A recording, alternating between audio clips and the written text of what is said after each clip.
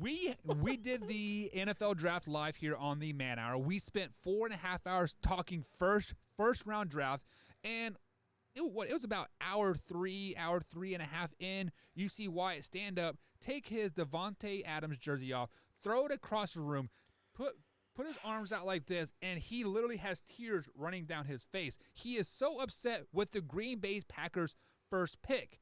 So, guys, the Green Bay Packers did make it to the NFC Championship game again. Of course, they lost because, that is what they do. But That's what we do. But why? Let me ask you this: now that you've had time to digest the draft, you got to see all 7 rounds. You see their picks, and you see what other teams have done. In your eyes, who was the Green Bay Packers' best pick in this year's draft? That is such a tough one, that to the point where I legitimately cannot say one name, because it is 2 people. It is Amari Rodgers, wide receiver of Clemson. Great pickup in the 3rd round. And it is our 2nd rounder as well, Josh Myers, center out of Ohio State. We replaced a Buckeye with a Buckeye. Corey Linsley leaves. Huge loss, one of the top centers in the league.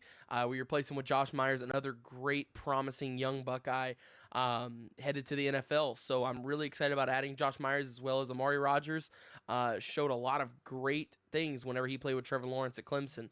The tremendous speed that he has, got great hands, route running abilities are good. I was very excited about both of those picks. But we'll get to the worst pick here in a minute. Tori, go ahead, buddy. So I'm guessing my best pick is probably Wyatt's worst pick here. But I'm actually going to go with Eric Stokes, their 1st round pick. As much as everybody wants to argue with that pick, it was a pick of need. It fills a position of need. It was also a middle finger to Aaron Rodgers. It gives them another corner that can play out on an island, so they can play man with both of their corners on the outside now. In the NFL, that is huge. If you get 2 corners that can play man to man, to me, Eric Stokes was a really good pickup. He's him and Jair. If he develops just like Jair did, and you can put them both in man coverage, and that's where Eric Stokes excelled. We got 2 of the best corners in the league. I'm not going to fault that. If you can shut down the pass, guess what? You just made somebody one-dimensional. So I'm going to go with Eric Stokes just because of the ability that he could potentially have to be a shutdown corner in man-to-man coverage. Yeah, so why? Now that you've had time to digest what Tori said, and Tori brings up some great points, when you can literally shut down half of the field, and then Kevin King can shut down the other half of the field for 3.5 quarters. Shut up. Does that make you a little bit better, about that Eric Stokes pick? No. Tori is looking at this from a educated perspective, okay? And I'm a fan. I'm looking at this from a fan perspective right now, all right? I ain't happy, okay? You know why? Once again, I'm going to point to this guy right here. You know what that was? The pick of Eric Stokes. I don't care how good of a cornerback he is. I don't care if he adds to our, great DB crew with, a Louisville Cardinal and Jair Alexander, who's a beast and I love dearly. I don't care if it adds to that. You know what I do care about? I care about the middle finger that was sent to Aaron Rodgers, my boy, Aaron Rodgers. It's still a business, though, Wyatt. At the end of the day, it is a business. Tori, once again, turn the educated off. Turn the educated off. I got the fan rolling right now. Everybody's career ends. But Aaron's is not over yet, Tori, okay? He still has 5 good years left to play in Green Bay. And you know what he's not going to do? Play them in Green Bay because of this pick. Instead of Gutekunst and Murphy and LaFleur looking at each other and going, you know what? We were wrong. We screwed up. We have ticked off our quarterback, who is a top quarterback in the league. MVP last year at 37. Playing at some of the best football he's played in his career. And to say that he's doing that still at his age and how great his career has been is impressive as well. But instead of saying all that and saying, you know what, let's get him Rondale Moore, Elijah Moore. Let's trade up a couple picks and get him Bateman. Let's do something like that. No, Terrence Marshall, who was still on the board as well. No. What do? We say, oh, hey, Aaron, here's a cornerback from Georgia. A corner. That is all. Wyatt. obviously you have some fans here in the chat. They're telling me to mute Tori and just let Wyatt talk. But sometimes, Wyatt, you got to be reeled back in a tad bit here because I'm going to take your word. I'm going to eat them, and I'm going to regurgitate them so you can understand them here.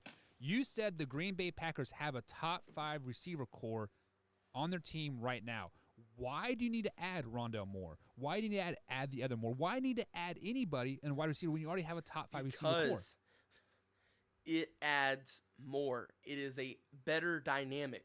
The Packers have never once drafted a wide receiver, a tight end, a running back, something to help Aaron Rodgers and get the ball to. Let me ask you this question, in Wyatt. the first round. What? Never have they done it. They what had wins championships? What wins championships? Huh? What better wins wide receiver core? A better wide receiver core. How about this? What lost you guys the NFC Championship game? Cornerback Kevin play? King. Cornerback play. So cornerback play. Kevin King. What did you guys address in the first round? Once again, Buck. The Buck cornerback and play. Tori, you guys are sitting here and giving me the educated crap, okay? You know, people are on here saying mute Tori and let me talk. No, we can't do that because Tori adds an educated side of things here, okay? So we need Tori, but in a speak sense through and through here. Let's just be yeah, honest. I am. Yeah, I am. I will admit that before anybody else because, all right, I am angered at this, all right? The fan has come out, okay? I have tried to keep this in, but I can't anymore, okay? There just comes a certain point when you've had enough, all right? And I've had enough of this crap with a capital K in crap. That's not how you spell crap. That's how I'm spelling crap, okay? That's exactly how I'm spelling crap. So let's go ahead and like reel this in here before we get too caught up on the time frame here because I think we're going to go really deep into the Bears and Vikings moving forward here. But Tori, I'm going to kick it to you first. Who was the worst draft pick for the Green Bay Packers? So, and I'm going to be dogging on my own kind here. Their 6th-round pick, Cole Van Lannon. Cole Van Lannon was a really highly rated prospect out of Bayport, which is in Green Bay. Went to the Wisconsin Badgers, offensive line, had all the promise in the world, but regressed his last 2 years. Like, he was really dominant his first 2 years, and like, man, we got a good one. But he just kind of plateaued and went downhill the last 2 years. He's not athletic enough, I don't think, to stay at tackle. The one thing the Packers do like to do is go get those guys that are tackle guard combo types. But I think if he's going to have a chance to even succeed in the NFL, he's going to have to kick it inside the guard somewhere. And I don't know if he's going to have the strength in order to hold up at the guard position in there. It was a 6th-round pick. He was projected to pretty much go undrafted. So if you ask me, they kind of reached a little bit for him. So even though I'm a huge Badger fan as well, I do think that they reached for Cole. Wyatt. I already said it was Stokes. Are you sticking with that even though after we gave you reasons why he is not the worst pick? And unless if you want another 10-minute rant, yes, I'll just say I'll stick with Stokes. Okay, so we are looking for your rant here. So now that we've given you the high points and the low points of the draft, now let's take the fandom out of it, Wyatt. Let's put on your reporter hat here on the man hour. What grade would you give the Green Bay Packers draft this year? Yeah, I would say a B-, because like Tori said, cornerback was a need that needed to be addressed, okay? Yes, that is true. Eric Stokes does address that, and that will be a nice addition to bring on to the Packers. So I will give it that, as well as the pickups of Amari Rodgers in the 3rd round was really nice to get him where we did, as well as Josh Myers. I was extremely impressed with the Josh Myers pick. That's why whenever I talked about the best pick for Green Bay, I had trouble really picking between Amari and Josh because they were both solid picks for where they were. I think both of them were great picks in a sense. So overall, I give them a B-. I think they're just above the C+ range because, I still think that there was a couple of different directions we could have went with, maybe in the 1st round. And then, in the 4th through 7th, I think there were a couple of other, positional needs that could have been addressed. But overall, it was a above average draft, so I will give it a B-.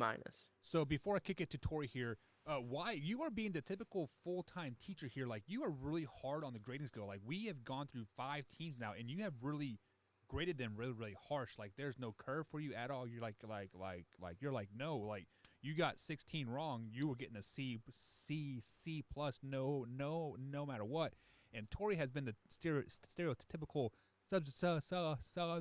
substitute teacher, and you said you have tried. Here's your A. So Tori, how do you grade the Packers? Actually, I graded the Packer draft as a B minus as well. Okay, there you go. Yeah. So we were on the exact same page there. It's like I said, I really like the pick of Eric Stokes. Rodgers was a great pickup in the third round. Royce Newman's going to be, I think, a really good pick that they got in the fourth round. And what they kind of went downhill. They went after T.J. Slayton after that from Florida. I really didn't care for that pick. He's not anything great. They went after Shamar Jean Charles from Appalachian State. I wasn't a fan of that pick. And then they picked Cole Van Lannon. But to me, they ended their draft really strong then. They picked up Isaiah McDuffie, who I think is going to be a really good linebacker out of Boston College.